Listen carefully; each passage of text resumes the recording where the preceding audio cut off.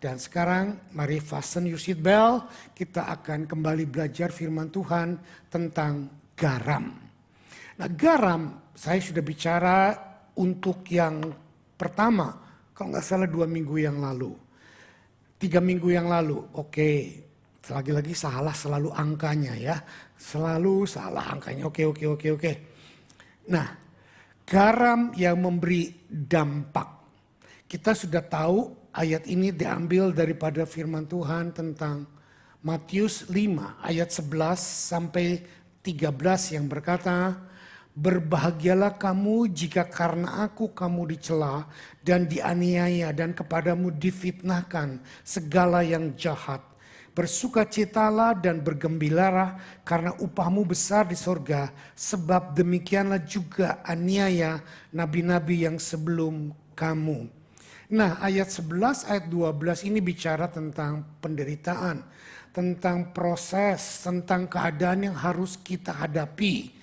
Dan ayat 13 kalau saudara baca bersambungan sepertinya enggak connect, beda sekali. Ayat 13 dikatakan kamu adalah garam dunia. Jika garam itu menjadi tawar, dengan apakah ia diasinkan? Tidak ada lagi gunanya selain dibuang dan diinjak orang. Nah, dalam kehidupan kekristenan kita, saya banyak mendengar keluhan bahwa kita hidup di dunia yang penuh dengan kegelapan. Bahkan orang tua khawatir akan masa depan anak-anak mereka. Bagaimana nanti anak-anak kami kalau dewasa dunianya semakin jahat, LGBTQ semakin merajalela, bahkan kemarin mereka baru pesta pora, ugal-ugalan dan lain sebagainya, drugs, kriminal, tembak-tembakan. Saudara, dengar baik-baik. Tuhan sudah memberikan perintah dan warning kepada kita bahwa kita hidup di dalam dunia penuh dengan segala kejahatan, kegelapan. Dan Tuhan bilang bersukacitalah dan bergembiralah. Ini bukan cuma pada zaman sekarang.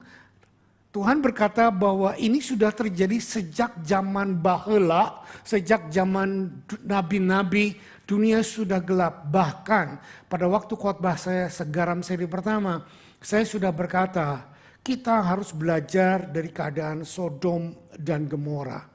Bahwa Tuhan membinasakan 2 kota karena kebejatan dan kejahatan mereka.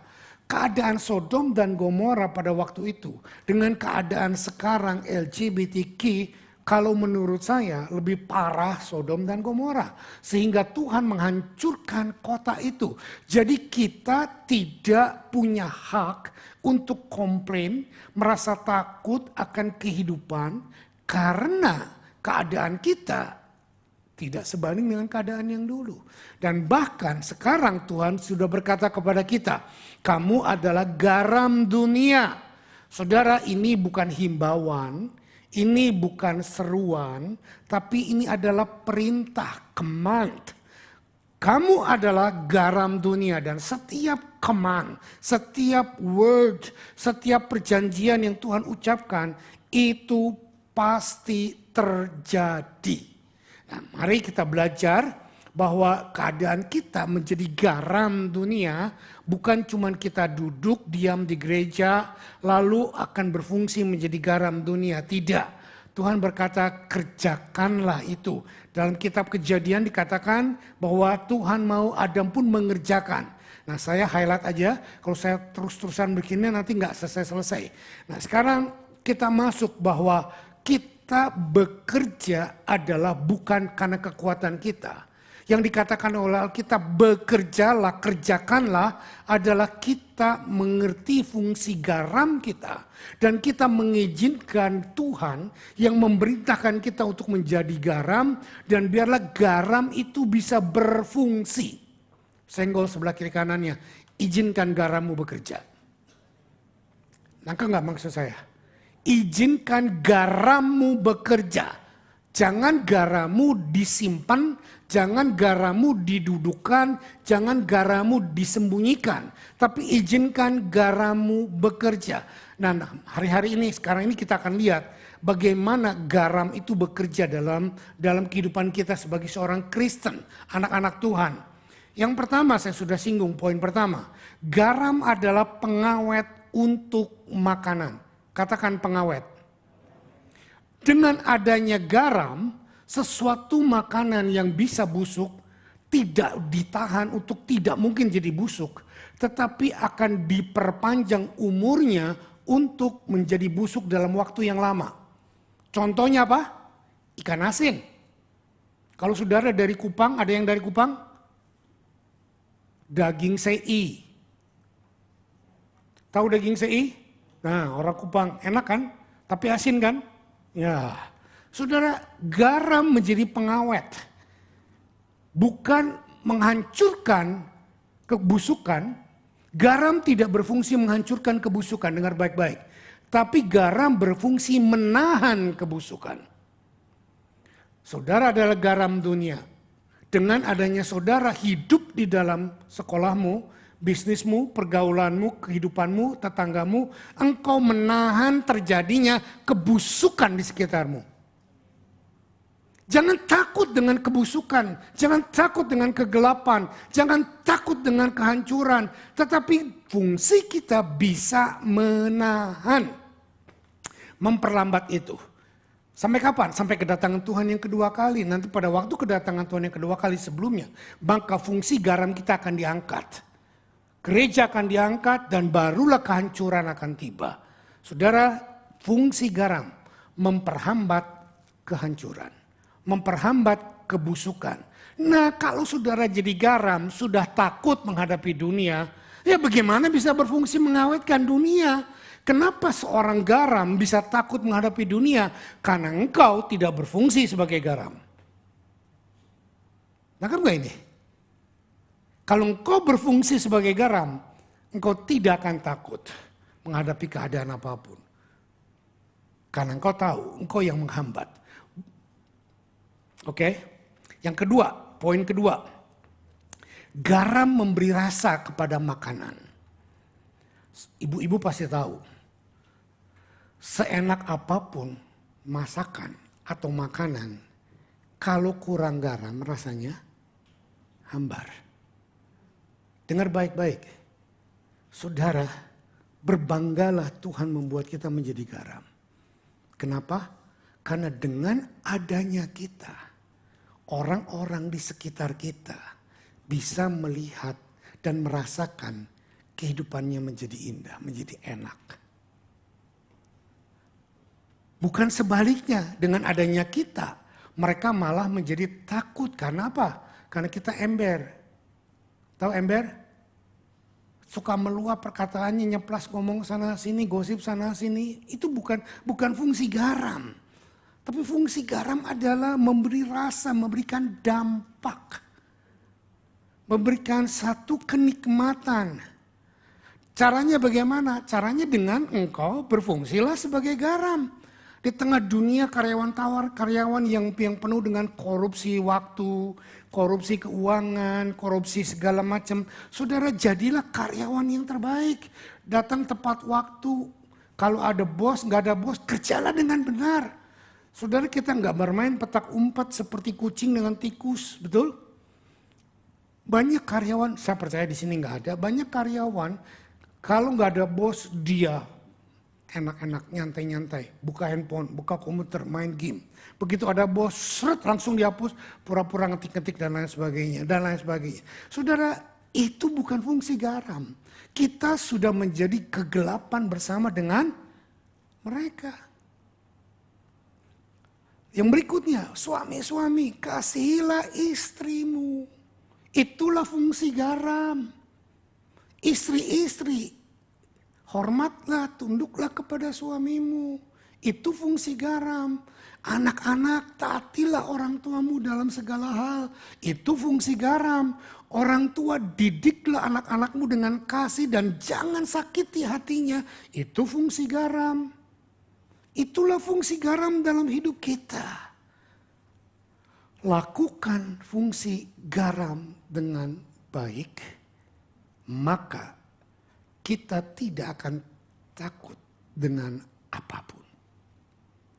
Karena keberanian dan kemampuan ada waktu kita berfungsi. Nah, sekarang saya masuk kepada poin yang ketiga. Garam memiliki perbedaan. Ini baru poin baru saya. Poin yang pertama tadi apa? Garam menahan kebusukan. Yang kedua, garam memberikan rasa. Yang ketiga sekarang, garam memiliki perbedaan. Senggol kirimu bilang, kamu garam. Masih tetap ngomong sama sebelahmu, bukan gula. Tuhan tidak menyuruh kita menjadi gula. Halo? Gak ada ayatnya, kamulah gula dunia. Kamulah coklat dunia. Gak ada ayatnya. Yang ada, kamulah garam dunia. Ada banyak orang bilang sekarang ilmu diet berkata jangan makan garam, nanti darah tinggi. Saya nggak terlalu percaya sih garam bisa darah tinggi. Kalau saudara pakai garam dengan yang sepertinya, dengan yang secukupnya, dengan yang sewajarnya. Ada banyak orang bilang, orang tua khususnya, lihat aku nih udah tua. Aku tuh udah terlalu banyak makan asam garam dunia, makanya aku darah tinggi. Saudara, nggak demikian. Saya nggak percaya kalau kita pakai garam dengan proper, kita kena penyakit darah tinggi. Kalau saudara memakai garam dengan berlebihan, ya pastilah.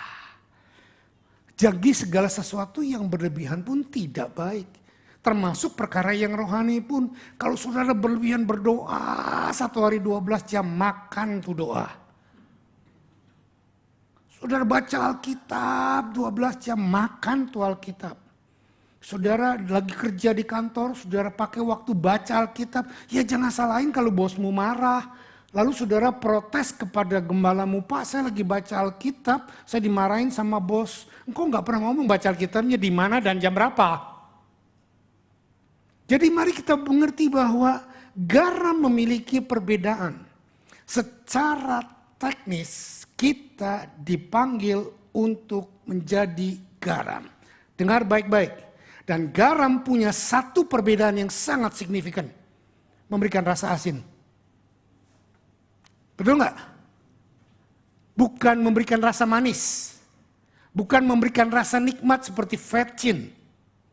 Tapi dia memberikan rasa asin. Nah saudara tidak bisa memilih itu. Saya tidak bisa memilih itu. Karena Tuhan yang menetapkan kamulah garam dunia. Nah kebetulan saya lulusan apoteker, asisten apoteker. Dan saya belajar rumus kimia daripada garam yang disebut natrium base dan chloride. Dua senyawa yang sangat kuat digabung menjadi satu natrium klorida atau NaCl, garam dapur atau garam masak atau garam laut. Saudara, natrium klorida, garam laut atau garam asin tidak bisa diuraikan. Dengar baik-baik. Kalau dia sudah bisa jadi garam, dia tidak bisa diuraikan karena dia senyawa yang sangat kuat dan yang sangat otonom dan dia hanya bisa dipecahkan pada waktu dia dilarutkan. Tetapi Alkitab berkata kepada kita, Yesus berkata, jadilah garam, tetapi kalau garam itu sudah kehilangan asinnya, dengan apa garam itu bisa dikembalikan, berfungsi kembali. Saudara, Tuhan Yesus tidak sedang ajar kimia. Tapi Tuhan Yesus maha tahu. Larutan garam kimia, natrium dan klorida tidak bisa berubah fungsi, tetap jadi garam. Senggol tadi kiri, sekarang kanan. Senggol kananmu. Kau tidak bisa berubah fungsi. Kau harus memberikan asin. Harus memberikan asin. Hei, saya nggak bicara soal suka. Ada banyak orang nggak suka garam. Ada banyak orang lebih suka gula. Betul nggak? Tapi kami berdua, ya sudah ditentukan Tuhan dari sononya, suka garam. Kita kurang suka gula. Makanan yang manis kita tuh dari dulu nggak suka. Tapi kalau makanan yang asin-asin kita suka. Camilan pun kita suka yang asin, keju gitu loh ya. Sampai keringat saya pun berbau asin suka dijilatin sama anjing. Anak saya punya anjing di Indonesia, kami nggak punya anjing. Karena istri saya nggak suka baunya. Dan saya lebih memilih istri yang berkaki 2 daripada anjing yang berkaki 4. Ya, saudara, kita tidak bisa memilih untuk berubah menjadi gula, coklat, vecin atau apa. Karena Tuhan menetapkan kita harus jadi asin. Nah, banyak kita memilih untuk kita disukai orang, kita pengen jadi gula. Gula lebih banyak disukai orang, betul nggak? Gula lebih banyak dipakai fungsinya untuk bikin teh manis, kopi, jajanan, dessert, makanan. Lebih banyak gula dipakai daripada garam dipakai. Tetapi saya sangat bersyukur Tuhan berkata, kamulah garam dunia dan terang dunia. Tuhan gak berkata kamulah emas dunia, kamulah diamondnya dunia. Saudara tahu kenapa? Karena Tuhan mau kita menjadi yang paling mendasar, paling sederhana, tapi dijangkau orang dan memberikan dampak kepada orang. Nangkep gak? Untuk menjadi garam dunia, untuk memberikan dampak kepada orang, saudara tidak perlu menjadi orang yang hebat dulu. Nah, banyak di antara kita berkata, saya nggak bisa apa-apa Pak, saya nggak belajar Alkitab, dan saya nggak bisa melakukan gini, saya nggak bisa gitu. Saudara tidak perlu, apapun yang perlu saudara lakukan adalah knows that you are salt. Ketahuilah bahwa engkau adalah garam. Nah ini poin saya, garam memiliki perbedaan. Kemudian beberapa komentator menanggapi apa yang Yesus katakan pada waktu dia berkata engkau adalah garam dunia. Dia mengatakan garam itu berguna dan berbeda. Dengan kata lain apa yang baik sebagai orang Kristen jika kita tidak berbeda dan kita tidak berdampak bagi dunia. Apa gunanya? Sudah nangkep maksud saya? Kalau Tuhan berkata kita adalah garam dunia, lalu kita nggak mau jadi garam dunia, kita mau jadi gula dunia, kita mau jadi coklat dunia, kita mau jadi golden dunia, kita mau jadi diamond dunia, maka kita akan masuk ke dalam satu tragedi, di mana tragedi itu berkata, salah satu tragedi terbesar dengan gereja kontemporer adalah banyak gereja mencoba untuk menjadi seperti dunia dan menarik bagi dunia. Gereja banyak tertarik dengan keadaan dunia. Gereja berkata bahwa untuk menarik orang dunia, kita harus memperagakan di gereja apa yang mereka suka. Saudara mengerti maksud saya? Kita buatlah suasana gereja seperti bukan gereja. Kita buatlah corak ibadah seperti corak konser. Tidak ada salahnya dengan lighting, tidak ada salahnya dengan sound system, dengan multimedia. Selama teknologi itu tidak membuat kita menjadi gula, tetapi membuat kita tetap menjadi garam dan membantu banyak teknologi yang berguna untuk bisa kita pakai untuk memuliakan Tuhan. Tetapi kuncinya satu, jangan izinkan apa yang dunia suka kita tiru. Garis bawah ini, saya ingat sebuah pepatah, saya nggak tahu siapa yang pernah mengatakannya. Kalau sebuah kapal dicemplungkan ke dalam laut, dia akan terapung. Tapi kalau laut dimasukkan ke dalam kapal, apa yang terjadi? Jangan izinkan dunia masuk ke dalam gereja. Tapi biarlah gereja ada di tengah-tengah dunia. Ini loh poinnya. Kita harus mengerti bahwa kita dipanggil untuk berbeda. Untuk tidak sama. Tetapi pengertian berbeda ini bukan menjadi orang yang aneh, weird, nyentrik sendiri gitu loh. Saudara lihat nggak gembala saudara? Nyentrik nggak? Ganteng nggak? Dari sononya. Dari oroknya udah ganteng.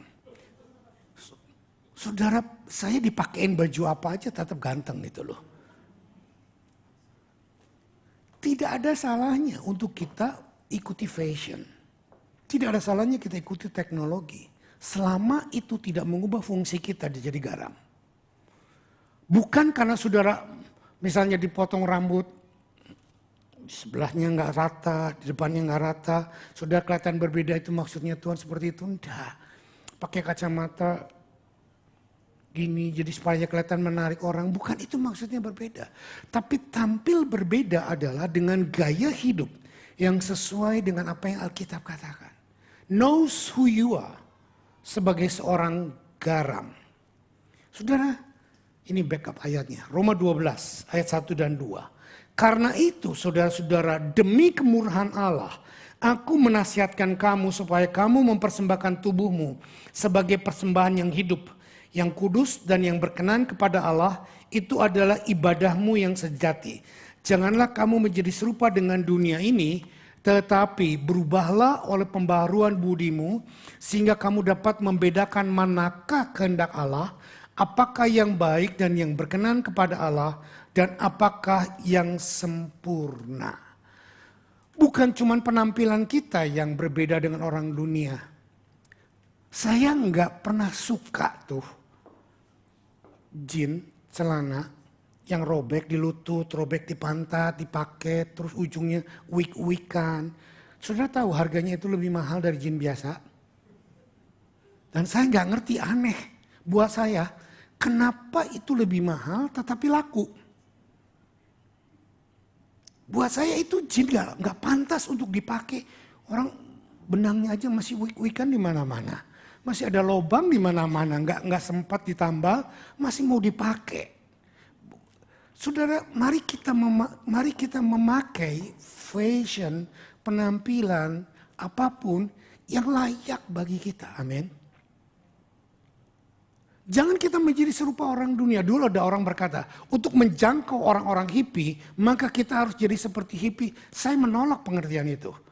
Banyak yang juga memakai perkataan bahwa kita harus seperti Paulus yang berkata, untuk menjangkau orang Yahudi kita harus jadi orang Yahudi. Untuk menjangkau orang Yunani kita harus menjadi orang Yunani. Pengertiannya ini adalah kita mengerti latar belakang dan cara berpikir mereka, sehingga kita bisa mengadop dan menarik mereka untuk mengerti kebenaran firman. Tetap kita harus berpegang kepada, hey, kita berbeda dengan dunia. Hey, cara berpikir kita berbeda dengan dunia. Hey, cara hidup kita berbeda dengan dunia. Cara kita menggunakan uang pun berbeda dengan dunia. Cara kita mengasihi dan membesarkan anak dan keluarga kita pun berbeda dengan dunia. Dengar ini baik-baik. Jangan mengeluh kepada saya, saudara yang ada di sini, bahwa Pak kita hidup di Australia. Jadi adalah normal kalau anak-anak saya tidak bisa berbahasa Indonesia. Mereka sangat bisa bahasa Inggris. Saya bilang itu nggak normal. Kenapa nggak normal? Kamu orang Indonesia bukan? Iya. Kamu bahasa Indonesia nggak? Iya. Lalu kenapa kamu izinkan anakmu nggak berbahasa Indonesia? Ya kan pergaulan. Nah, kamu sudah menjadi satu dengan dunia. Dan kamu mengizinkan dunia mempengaruhi masa depan anak-anakmu. Kenapa nggak paksa anakmu di rumah pakai bahasa Indonesia? Pak nggak bisa. Bukti, lihatlah anakku, produknya Yosi dan Shirley. Mereka gede di sini, mereka sekolah di sini, sekolah di Amerika, tapi mereka saya paksa bahasa Indonesia. Waktu dia pulang dari Amerika, dia nggak bisa bahasa Indonesia. Dia bilang apa? Pap, aku khotbah bahasa Inggris saja nggak bisa bahasa Indonesia. No, harus bahasa Indonesia. Dia jungkir balik. Dia nyusun khotbah pakai bahasa Inggris, terjemahkan pakai Google Translate, dihafali dia gini-gini. Dan setelah sekian tahun berjalan, sekarang bahasa Indonesianya sangat fasih. Saudara, jangan bangga kalau anakmu tidak bisa bahasa Indonesia. Adalah merupakan hal yang memalukan, karena kita orang Indonesia. Saya malu mengaku diri saya orang Chinese. Karena saya nggak bisa bahasa Chinese. Yang lebih memalukan, waktu kami awal-awal menikah, kami menikah di Bali, terus orang tua saya kan di Kerawang, kami jalan-jalan ke Jakarta. Masuk ke Pancoran dan ke Glodok. Siapa orang Jakarta tahu? Pancoran, Glodok. Itu kampung Cina kan. Kami jalan. Saya jalan duluan, istri saya jalan belakangan lihat-lihat toko. Terus istri saya dipanggil, dia bilang, Ci, kok mau sih nikah sama Van Kui?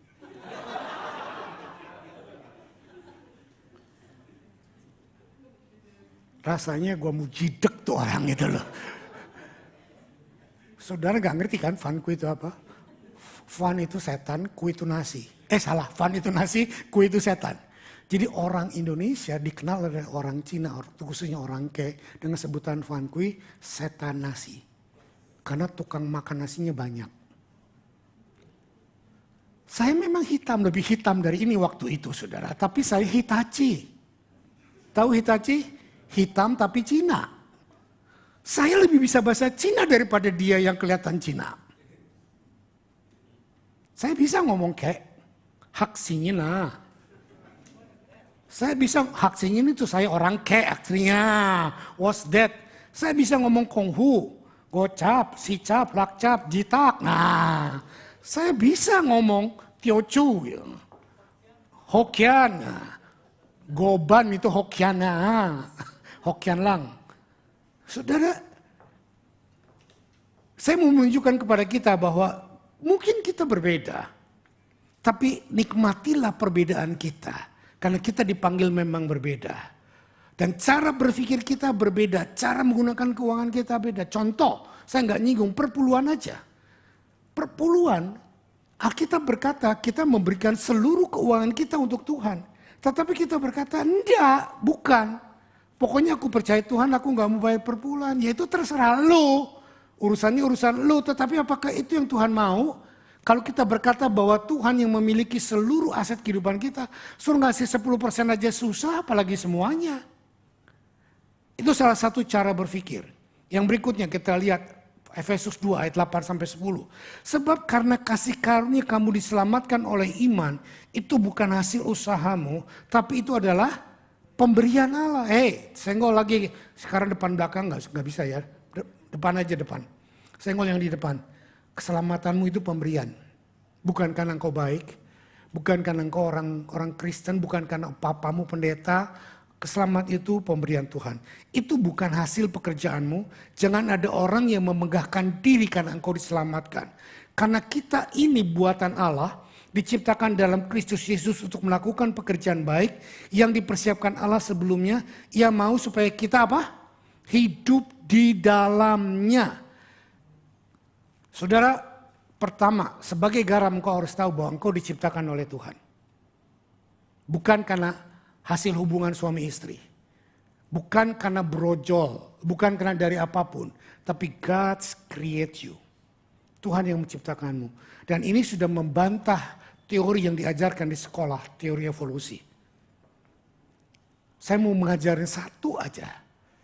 Teori yang bodoh sebetulnya. Saudara, teori evolusi berkata bahwa manusia berasal dari monyet, betul? Jangan bilang iya. Tapi siapa tahu monyet sampai sekarang masih ada? Tahu kan? Ada kan? Terus ada yang lebih tua dari saya di sini, saya umur 64, 65 nanti Desember ada Pak Thomas mungkin ya. Pak Thomas berapa? 66. Setahun aja beti lah Pak. Pak Thomas pernah nggak mendengar atau membaca dalam internet surat kabar atau apapun selama hidup Pak Thomas yang lebih tua 1 tahun dari saya ada berita monyet keluar dari hutan dan menjadi manusia? Gak pernah ada. Ada yang pernah dengar? Teori ini bodoh sekali saudara. Ini teori kegoblokan saya. Kalau betul teori evolusi itu memang benar, manusia terdiri dari monyet atau terbuat dari monyet, monyetnya kan masih ada toh. Pasti kalau nggak setiap tahun, setiap 2 tahun, setiap 5 tahun, setiap 10 tahun ada berita menggemparkan, hey ada monyet keluar dari hotel, dari hutan, tiba-tiba jadi manusia.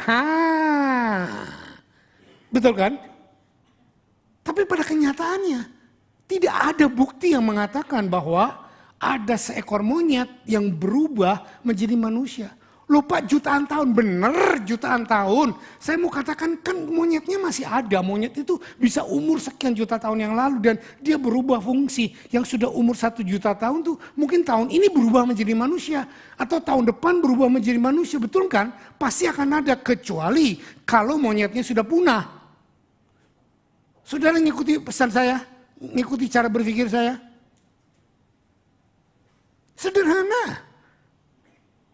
Sangat bodoh kalau kita bisa menerima teori itu. Cara berpikir kita harus benar-benar bahwa kita adalah makhluk ciptaan Allah. Bukan hanya cuma diciptakan, tetapi kita sangat berharga dan sangat indah karena kita adalah masterpiece-nya Allah. Satu lagi yang saya mau buka cara berpikir kita. Siapa berkata masterpiece itu cuma satu? Gak ada. Saudara gak pernah tahu soal karya musik atau karya art? Picasso punya masterpiece. Rembrandt punya masterpiece, tapi masterpiece mereka cuma beberapa. Tapi saya mau kasih tahu, itu kan teori manusia. Yang Tuhan katakan kita masterpiece. Siapa di sini masterpiece-nya Tuhan angkat tangan?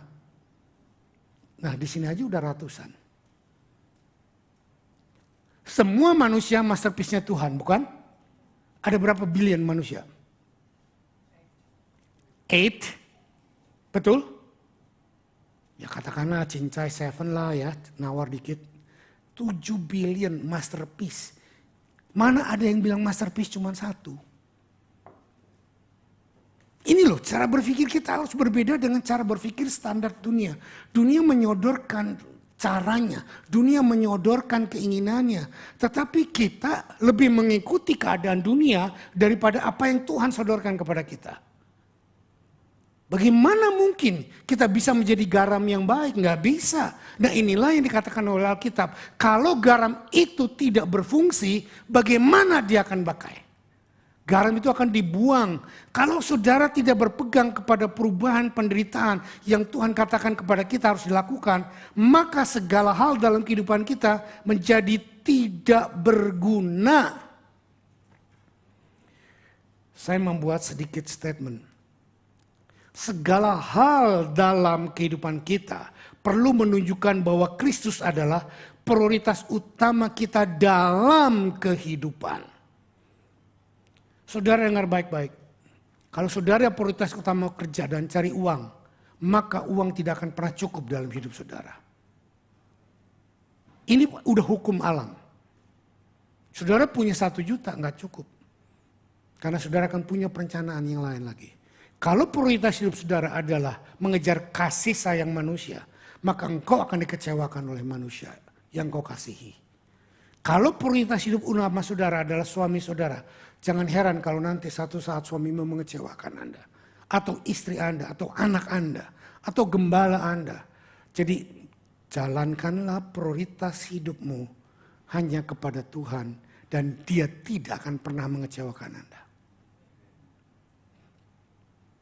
Dengar ini baik-baik. Kalau kita salah prioritas dalam hidup, maka yang kita utamakan, yang kita kejar, akan balik mengecewakan kita.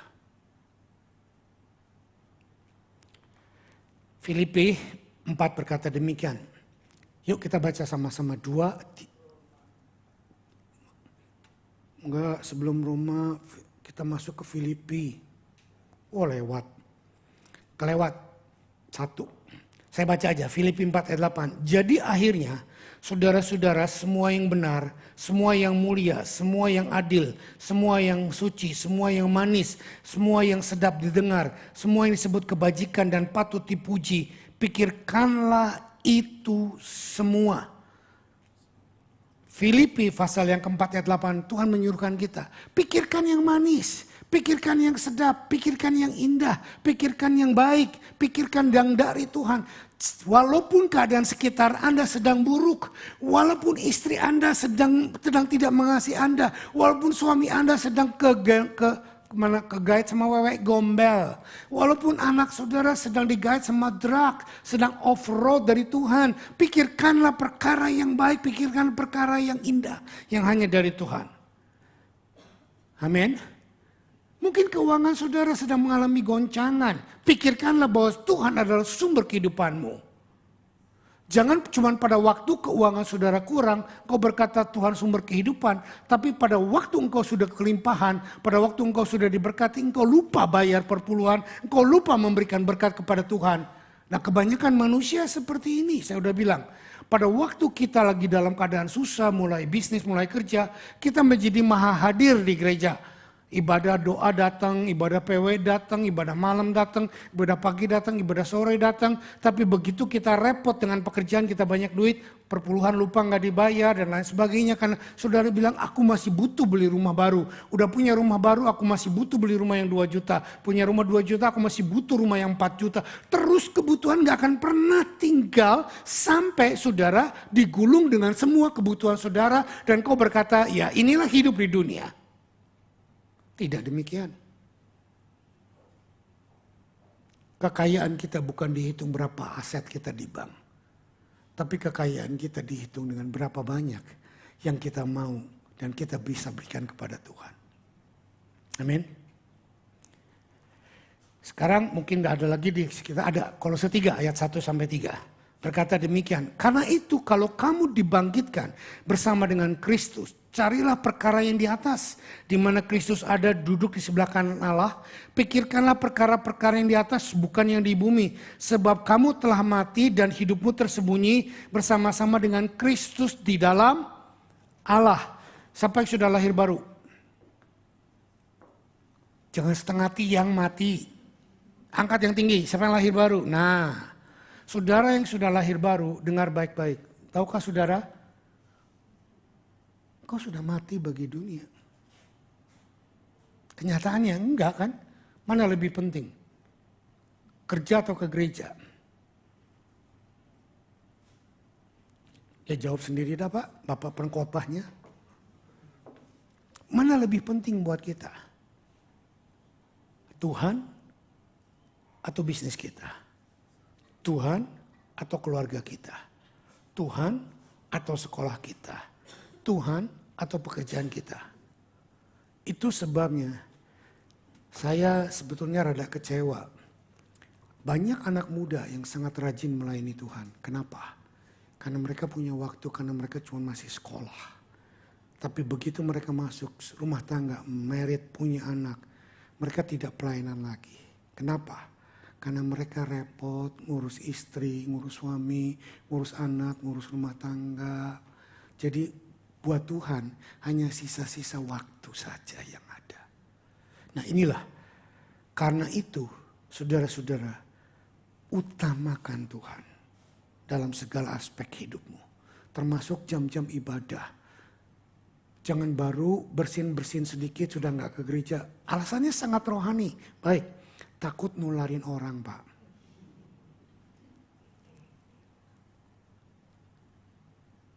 Ya pakailah masker. Kenapa susah banget? Satu kali saya badan gak enak, demam. Gak demam sih, gak enak. Terus agak bersin-bersin. Terus Yosi nawarin, Pap mau tes COVID. Saya bilang enggak. Kenapa? Ntar kalau gua COVID positif, gua gak bisa khotbah. Loh kan nanti nularin Pak. Loh gimana tahu nularin kalau kita nggak dites? Loh kan kalau nggak dites saya nggak tahu saya sakit atau enggak, betul nggak? Jadi kalau nggak tahu saya datang ke gereja nggak saya salah dong. Pakailah hikmat dan kebijaksanaan. Jangan baru berjala badan nggak enak sedikit langsung punya alasan. Pak maaf saya nggak bisa pelayanan, saya sakit, saya sedikit demam, saya sedikit pilek. Saya datang di rumah aja, zoomnya dibuka dia ngorok. Saudara, mari kita jujur, bagaimana mungkin kita bisa jadi garam kalau hidup kita seperti itu? Bagaimana mungkin kita akan bisa kuat menghadapi masalah kalau cara hidup kita menuruti keinginan-keinginan dunia? Amin. Kita harus berbeda. Miliki cara berpikir yang berbeda. Ada lagi sebuah keluarga berkata begini. Kenapa kamu gak kerja? Saya tanya. Pak, kami suami istri ini capek Pak. Kerja. Bahkan Sabtu pun sering kerja. Jadi kalau minggu kita pakai Pak. Waktu untuk family time. Oh, kan bukankah Tuhan juga berkata lebih baik memilih family time? Saudara, saya nggak membantah itu. Tapi waktu family time Anda, bisakah Anda berdua datang ke gereja atau berkeluarga datang ke gereja family time? Senggol sebelah kiri kanannya, dengar dan lakukan. Ya, miliki cara hidup yang berbeda. Yang keempat, poin terakhir saya. Pertama tadi apa poin? Garam adalah mengawetkan. Kedua, garam memberikan rasa. Ketiga, garam memiliki sifat yang berbeda. Kita tidak bisa memilih, sifat kita adalah menjadi garam. Yang keempat,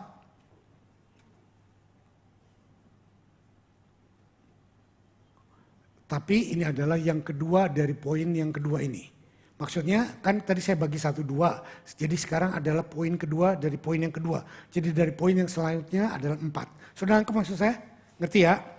Tuhan ingin menggunakan garam untuk mencapai tujuannya. Coba baca sama-sama 2, 3. Tuhan ingin memakai garam untuk mencapai tujuannya. Saudara, Tuhan punya rencana yang sangat spesifik dengan mengatakan saudara dan saya adalah garam dunia. Dan Tuhan punya rencana yang tidak bisa dirubah. Dia berbicara kepada sekelompok orang. Nah, waktu Tuhan berkata kamu adalah garam dunia, dia berkata kepada siapa? Kepada orang-orang terkenal? Bukan. Kepada siapa? Kepada murid-muridnya. Nah, sekarang saya mau tanya, siapa murid-murid itu? Orang-orang hebat, Pak. No, mereka bukan orang hebat. Mereka sekelompok orang yang tidak hebat. Mereka sekelompok orang yang punya masa lalu yang juga mungkin lebih jelek dari saudara. Siapa mereka? Salah satunya Matius, betul? Siapa Matius? Siapa pemungut cukai? Apa pekerjaannya? Tukang korupsi. Pemungut cukai pada zaman itu dia ada kerjasama dengan pemerintah Romawi. Dia membayar kuota tertentu dan dia diberikan hak oleh pemerintah Romawi untuk mengambil pajak kepada masyarakat. Dan pajaknya ini digede-gedein untuk supaya si Matius bisa dapat untung. Dan itulah sebabnya makanya pemungut cukai pada waktu itu sangat dibenci oleh masyarakat. Kedua, siapa lagi muridnya? Petrus. Siapa Petrus? Tukang gede omong. Betul? Tuhan, aku tidak akan izinkan engkau dibunuh, disalib. Aku, Petrus, pokoknya aku akan bela kamu sampai kapanpun. Belum Tuhan disalib, dia udah menyangkal Tuhan 3 kali. Siapa lagi murid Yesus? Thomas. Siapa mereka? Pecundang kan? Tidak percaya kepada kebangkitan. Padahal Tuhan sudah ngomong berkali-kali kebangkitan. Siapa yang murid paling disayangi oleh Tuhan? Yohanes, siapa dia? Tukang gede omong juga, hei gua ini murid yang paling disayang Tuhan. Lu mah enggak, nih lo gua nih yang sayang Tuhan. Lihatin surat-suratnya dia semua berkata bahwa akulah murid yang paling disayang Tuhan. Murid yang dikasihi Tuhan. Paling gede omong membanggakan keintimannya dengan Tuhan, benar enggak? Jadi saudara bisa bayangkan a bunch of people, segerombolan orang yang mungkin saudara lebih baik. Ya dong. Rajin ke gereja, bayar perpuluhan, ada di sini, dengerin Om Sam khotbah walaupun digaplokin tetap datang. Ya dong. Mungkin saudara lebih baik. Tapi mari kita lihat. Kepada orang-orang yang punya latar belakang gak karuan. Bukan kepada orang-orang yang hebat. Bukan kepada orang-orang yang punya pendidikan yang tinggi. Bukan kepada orang-orang yang punya tingkat sosial yang luar biasa. Tuhan berbicara, kamu adalah garam dunia. Dan hal yang sama saya percaya, Tuhan berkata kepada kita hari ini, kamu adalah garam dunia. Saudara terima itu? Kalau saudara mau jadi anak Tuhan, saudara tidak bisa untuk tidak menerima perintah ini. Bahwa kamu adalah garam dunia. Tujuannya Tuhan untuk membuat Bobby, Willy, Mukhtar, Samuel menjadi garam dunia adalah karena Tuhan mau memakai hidup kita yang biasa menjadi luar biasa bagi dia. Amin. Tujuan Tuhan menggunakan hal-hal yang biasa dan menjadi luar biasa untuk menunjukkan siapa dia yang sebenarnya. Bukan siapa kita yang sebenarnya. 1 Korintus 1 ayat 25-29 berkata demikian.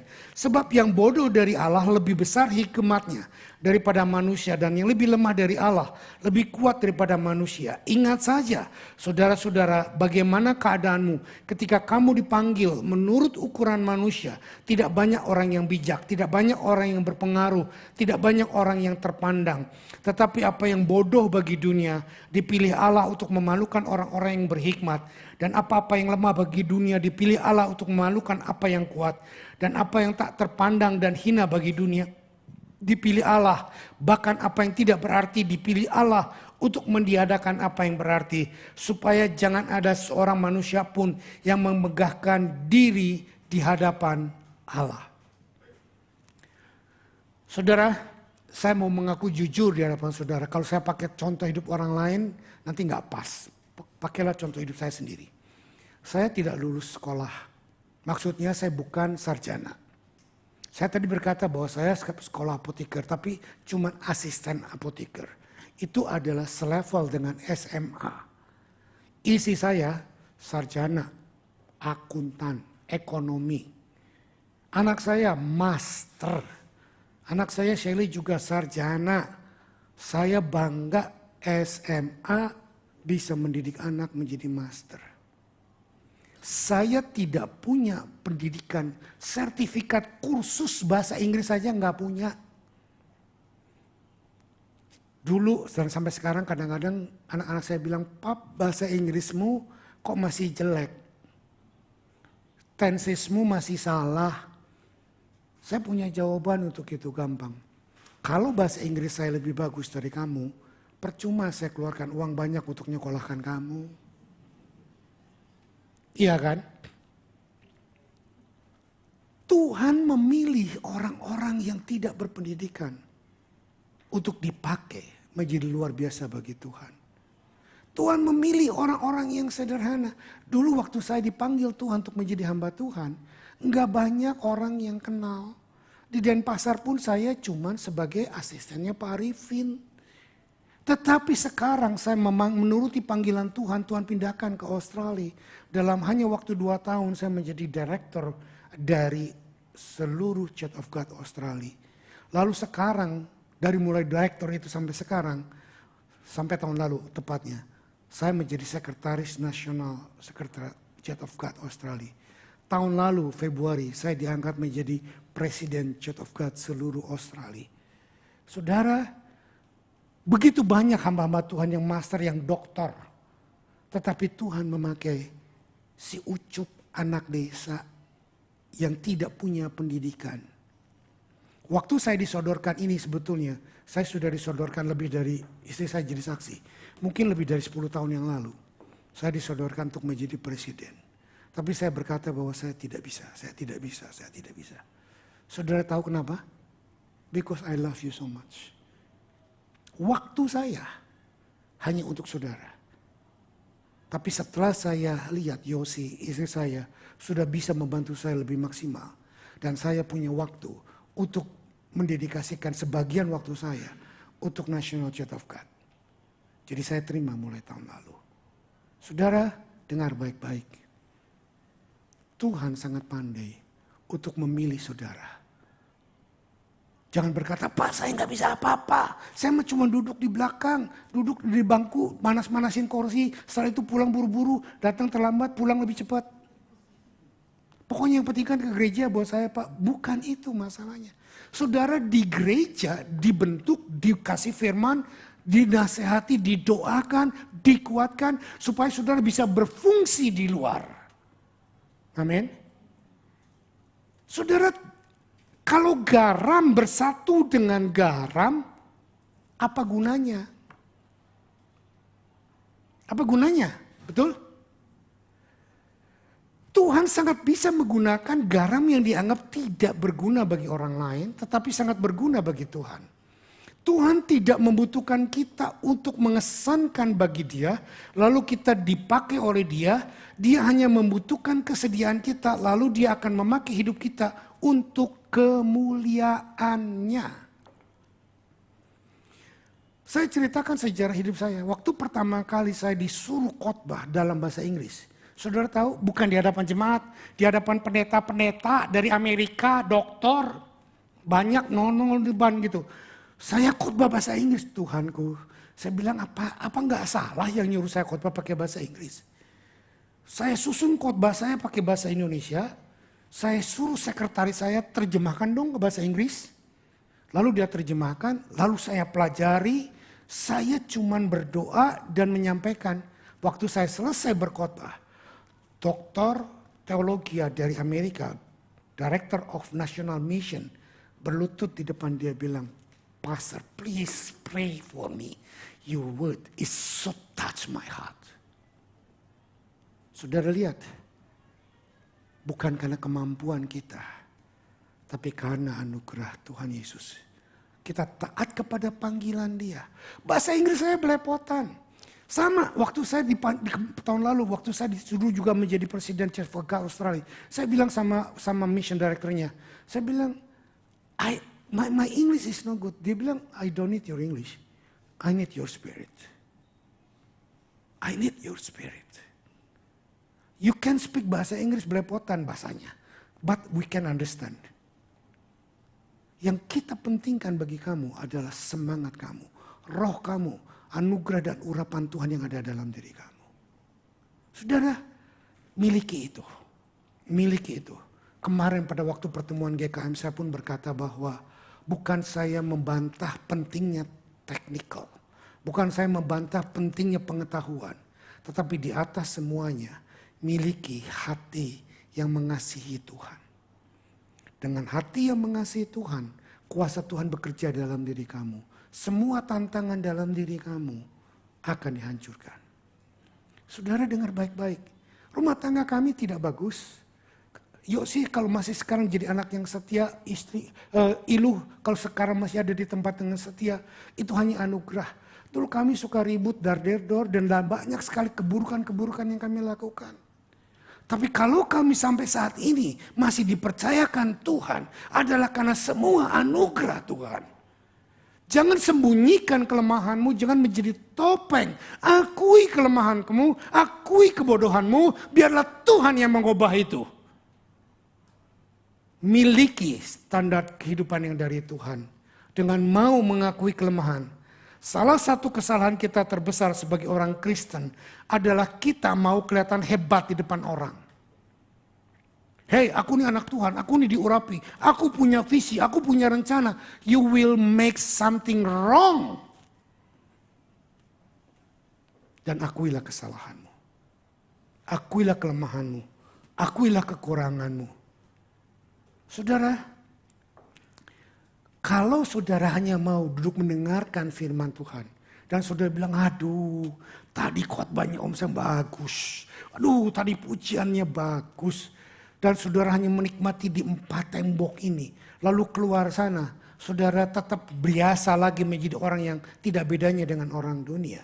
Saudara tidak menjadi garam. Saya udah bilang tadi. Yohanes 17 ayat 14 sampai 19 kita baca. Aku telah memberikan firman-Mu kepada mereka. Dan dunia membenci mereka. Karena mereka bukan dari dunia. Sama seperti aku bukan dari dunia. Aku tidak meminta supaya engkau mengambil mereka dari dunia. Tetapi supaya engkau melindungi mereka daripada yang jahat. Mereka bukan dari dunia. Sama seperti aku bukan dari dunia. Kuduskanlah mereka dalam kebenaran. Firman-Mu adalah kebenaran. Sama seperti engkau telah mengutus aku ke dalam dunia. Demikian pula aku telah mengutus mereka ke dalam dunia. Dan aku menguduskan diriku bagi mereka. Supaya mereka pun dikuduskan dalam kebenaran. Saudara, salah satu kesalahan terbesar kita sebagai anak Tuhan. Dengar ini baik-baik. Kita merasa sangat nyaman waktu kita ada di dalam gereja seperti ini. Waktu kita ada persekutuan KM, wah kita semangat, kita hebat, kita dibakar, kita dibangun, kita berubah. Tetapi begitu selesai kita kembali ke dunia, kita kendor lagi, kita lemah lagi, kita menjadi sama lagi. Ini yang saya katakan, kalau garam berkumpul dengan garam, apa gunanya? Garam di samping saudara tidak membutuhkan saudara, betul? Kan sama-sama asin. Sama seperti terang. Kalau saudara dipanggil menjadi terang, kapan terang itu akan berguna? Begitu kegelapan pekat sekali. Meskipun terang lilin saudara cuma satu lilin kecil, itu akan sangat berguna. Tapi terang saudara yang lilin kecil, saudara bawa ke ruangan yang nyala seperti ini, nggak ada artinya. Ada banyak di antara saudara tidak merasa dirimu berarti, karena saudara kumpul dengan garam-garam yang lain. Tetapi kalau di luar sana, saudara merasa lebih tidak berarti. Kenapa? Takut bersaksi. Takut memberikan jati dirimu yang sebenarnya. Saudara di luar sana, bahkan kalau lagi di kantor, mau lunch pun kita nggak berani berdoa. Kenapa? Karena takut dijudge orang. Nanti dikira kita orang anak. Nah, ini loh pengertiannya. Saudara merasa dirimu garam, saudara merasa dirimu terang, tetapi engkau tidak mau mengeluarkan terangmu dan garammu di sana. Saudara menutupi garammu dengan salut. Tapi waktu kumpul sama-sama di gereja, haleluya, angkat tangan, nyanyi sorak-sorai. Tapi begitu kumpul dengan orang dunia, garammu kau tutupi. Inilah yang dimaksudkan oleh Alkitab. Kalau garam itu tidak berfungsi, dengan apa akan dimasinkan? Saya juga gak menyuruh saudara di depan orang banyak, yuk kumpul, aku bacain firman, bertobatlah kerajaan surga udah dekat. Bukan itu. Maksudnya berfungsilah sebagai garam. Be as you are. Lakukan yang terbaik, lakukan pekerjaan yang terbaik. Umat Kristus, garam tetap berguna kalau saudara lepas dan dimasukkan ke dalam masakan. Betul? Saudara tidak dipanggil Tuhan untuk menjadi garam dan wah luar biasa. Khotbahnya bagus. Pujian yang ngangkat tadi, apem memang diangkat. Saya ambil satu contoh. Ini garam. Sudah tahu kan garam? Tahu dong, kalau nggak tahu garam, mending panggil, saya suruh rasain.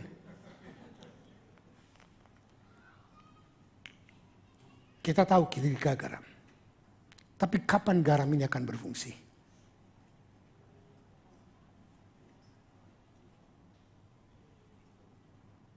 Kalau dituangin, kalau dipakai, dia akan memberikan rasa. Garam ini akan larut, akan hilang. Tetapi dia akan berdampak. Mungkin kehidupan saudara melihat tidak berarti. Tapi waktu saudara mau memberikan dampak, berikan hidupmu menjadi arti. Mungkin saudara hanya seorang cleaner. Mungkin saudara seorang janitor. Mungkin saudara soal kerja kasar. Do it dengan purposefully. Saudara nggak perlu tuliskan di jidatmu, aku anak Tuhan. Do it purposely, tunjukkan yang Alkitab katakan bahwa kamu berbeda. Garam, waktu dia mau dipakai, dia tidak bisa dibiarkan. Dia bisa di shaking. Waktu Tuhan mau memakai hidup saudara dan saya, seringkali Tuhan juga shaking hidupmu. Seringkali Tuhan mengocok hidupmu menjadi tidak nyaman. Masalah rumah tangga, masalah anak, masalah bisnis, masalah pekerjaan. Tuhan izinkan terjadi. Bukan karena Tuhan benci, bukan karena Tuhan jahat. Tetapi karena Tuhan mau supaya garam yang ada dalam dirimu keluar dan berfungsi. Ketidaknyamanan yang saudara hadapi adalah cara Tuhan untuk memaksa Anda keluar dari zona kenyamanan saudara. Dan jangan pernah berkata, Tuhan jahat, aku enak di sini, aku tenang. Tetapi Tuhan mau berkata, justru aku mau memakai hidup kamu untuk menjadi garam dunia. Yesus yang adalah garam dunia, yang tidak punya salah apapun, tapi dia naik ke atas kayu salib. Diludahin orang, dihina orang, ditusuk lombungnya, dipantek kakinya, dimahkotai duri. Untuk membuat garam yang ada di dalam dirinya bisa dirasakan oleh semua orang. Bagaimana dengan hidupmu? Mungkin kau sedang mengalami problem rumah tangga. Mungkin kau sedang mengalami kesakitan. Mungkin kau sedang mengalami problem keuangan. Mungkin kau sedang mengalami apapun yang tidak enak dan tidak nyaman dalam hidupmu. Lihat itu ke dalam inspirasinya Tuhan. Tanyakan kepada Tuhan, apa yang harus aku perbuat? Kalau Yesus sudah menerima semua kebobrokan kita, kehancuran kita, kegagalan kita, penyakit kita, supaya fungsi garamnya dia bisa dinikmati oleh kita. Saya megangin garam terus dari tadi karena mau ditaruh di bawah takut. Minta tisu dong.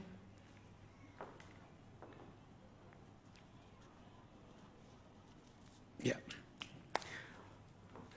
Yesus mengeluarkan fungsi garamnya dengan mengizinkan dilukai, dengan mengizinkan disalib, dengan mengizinkan dipantek, dengan mengizinkan dimahkotai duri, dan mengizinkan yang paling parah mengambil seluruh kebobrokanmu, seluruh dosamu, dia pikul di atas kayu salib, supaya kita bisa menikmati fungsi garam dia. Ayat terakhir. Salah satu kesalahan terbesar yang bisa kita lakukan sebagai orang Kristen adalah kita berusaha untuk memisahkan diri dari dunia ini. Sebelum ayat terakhir, ini statement saya yang terakhir. Kita sering kumpul, hey kumpul yuk KM boleh. Kumpul yuk sesama pelayanan boleh. Indah, tetapi ingat ada masanya kita dipisahkan untuk menjadi berkat dimanapun kita berada. Amin. Kita sering berkumpul, tapi kita nggak mau dipisahkan. Tuhan mau berkata begini, umat Kristus tidak berguna selama mereka tetap berada di dalam church shaker. Tuhan, saudara tidak berguna selama saudara cuma duduk-duduk diam di sini. Saudara berkata, oke, aku diberkati dengan khotbah Om Sam, aku diberkati oleh khotbah Pak Gembala, Ibu Gembala, Pak Yosi, aku diberkati. Tetapi apa yang sudah saudara lakukan dengan berkat yang saudara terima? Amin.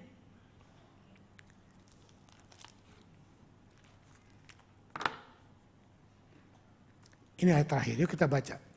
2, 3. Yesus mendekati mereka dan berkata, kepadaku telah diberikan segala kuasa di surga dan di bumi. Karena itu pergilah, jadikan semua bangsa muridku dan baptislah mereka dalam nama Bapa, Anak dan Roh Kudus. Dan ajarlah mereka melakukan segala sesuatu yang telah kuperintahkan kepadamu. Dan ketahuilah aku menyertai kamu senantiasa sampai kepada akhir zaman. Saudara, Tuhan berjanji akan menyertai engkau dan saya sampai akhir zaman. Sebab itu, pergi, keluar dari, maksud saya jangan keluar dari gereja. Sudah bilang, Pak saya mengusir saya dari gereja. Enggak, maksud saya keluar dari lingkungan pergaraman. Engkau sudah jadi garam. Sekarang bawa garammu, bawa rasa asinmu kepada orang yang belum terima rasa asin. Kepada dunia yang gelap. Karena dengan cara seperti itu, kita bisa menahan kehancuran dunia. Bukan menjadi takut dengan kegelapan dunia. Bukan menjadi takut dengan kejahatan dunia. Bukan menjadi takut dengan kebobrokan dunia. Tapi dunia kita tahan karena kita punya garam. Dan Yesus sudah memanggil kita. Dan Yesus sudah mengutus kita. Dan Yesus sudah melakukan itu dalam dirinya dan bagi kita. Sehingga dia berkata, pergilah, beritakan tentang hidupmu, tentang hidupku di dalammu. Dan ajarilah mereka bagaimana mereka jadi garam. Tuhan berkati. Tuhan, hamba sudah berhenti berbicara. Tetapi hamba berdoa, Biarlah Roh Kudus tidak membuat kami berhenti untuk berfungsi sebagai garam. Buat kami menjadi gelisah, buat kami menjadi tidak tenang sebelum kami menjadi saksi yang hidup. Bukan cuma dengan bersaksi dengan perkataan, kami bersaksi dengan perbuatan kami. Sehingga istri kami, suami kami, anak-anak kami, teman kerja kami, bos kami, mama papa kami, semuanya boleh melihat bahwa kami punya garam, bahwa kami adalah garam, bahwa kami yang mengasini kehidupan dunia ini. Dan kami percaya Tuhan, Engkau menyertai kami, sehingga meskipun kami cacat, kami pernah jatuh, kami pernah salah, kami luka, kami tidak sempurna, tapi fungsi garam kami terus bekerja, fungsi garam kami terus berfungsi, dan kami akan melakukannya karena Engkau memanggil kami dan Engkau mengutus kami untuk menjadi garam bagi dunia ini. Dalam nama Yesus, layakkan kami Tuhan untuk hidup terus menjadi berkat bagi banyak orang di sekitar kami. Untuk menjadi kekuatan bagi yang lemah. Untuk menjadi jawaban bagi doa-doa mereka yang dalam kebutuhan. Terima kasih Tuhan. Sekarang juga hamba mau berkata, persekutukanlah roti ini dengan tubuhmu. Cawan anggur minuman ini dengan darahmu. Benar-benar menjadi makanan dan minuman yang sejati. Yang memampukan kita untuk menjadi garam-garam bagi dunia ini Tuhan. Dalam nama Yesus. Amin.